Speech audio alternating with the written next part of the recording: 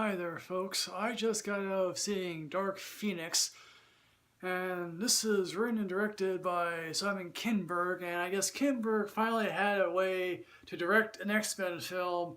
Sadly, this is probably going to be the last X-Men film that's not part of the MCU, or at least that's the thinking of it. Now, here's the thing.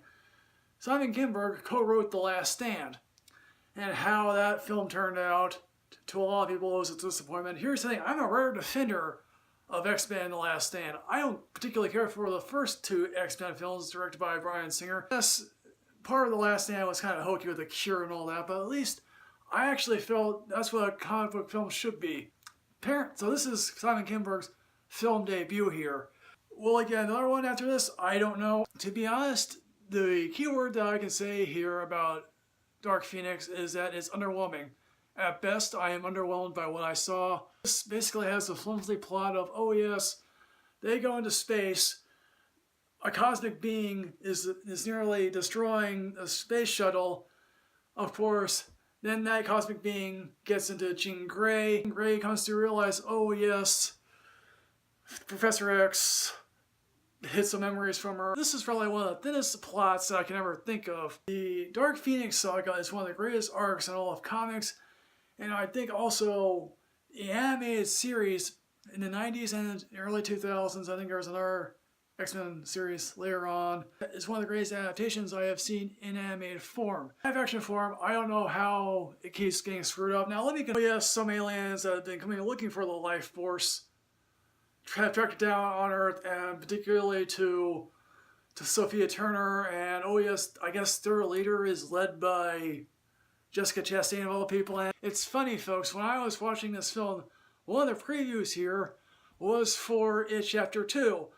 Here's hoping It Chapter 2 is brilliant. This film is not. And here's hoping that Jessica Chastain's performance is brilliant. This is not one of her best performances, considering that everyone seems to love her. Some stuff on the cutting room floor. Of all the X-Men villains over the years, she ranks very comfortably near the bottom. I think Apocalypto is a better villain. Let me just say this, if you happen to have two omnipresent beings fighting each other, really, there's nothing at stake then. If two omnipresent beings are fighting each other, it's not impressive. What exactly are these aliens? I'm just curious, because they look kind of like Groot in the shadows. So I guess we're supposed to believe that, oh yes, in 9 years, both James McAvoy and Michael Fassbender are supposed to become Patrick Stewart and Ian McKellen. Wow, that's one heck of an aging in 9 years. So from what I heard, test screenings for this film were disastrous at best, and apparently a lot of it was reshot. I don't know how much of it was reshot. And also, here's the thing I think about what Dark Phoenix saga was really all about. It was between love, between Scott Summers and Jean Grey. Now in the original set of cast members, we had, James Marsden, Famke Jensen, and completing out that love triangle was Hugh Jackman. But here's the thing. I never found any great chemistry between Marsden and Jemke. But that pales in comparison to Sheridan and Sophia Turner, because literally I don't get any chemistry there. I really don't.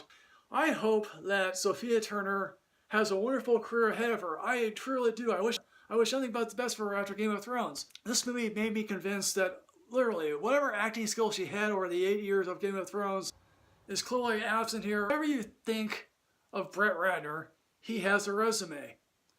Whether or not you like that resume or not, it fails in comparison to that just one film that Simon Kinberg has done, and that's this film here. Yes, literally looks bored. At least at one point, a couple of times, they're saying, oh yes, you've changed, Charles.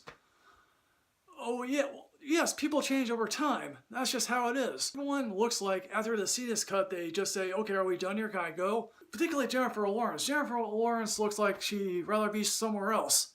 And it shows, and even the limited amount of time on screen here, she looks like she'd rather be somewhere else, thinking to herself, okay, I've been nominated and won an Academy Award at the young age that I did.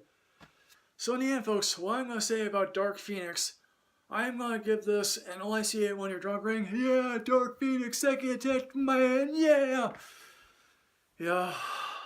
So folks, Dark Phoenix, have you seen this? What did you think? Please put everything in the comment box below, folks.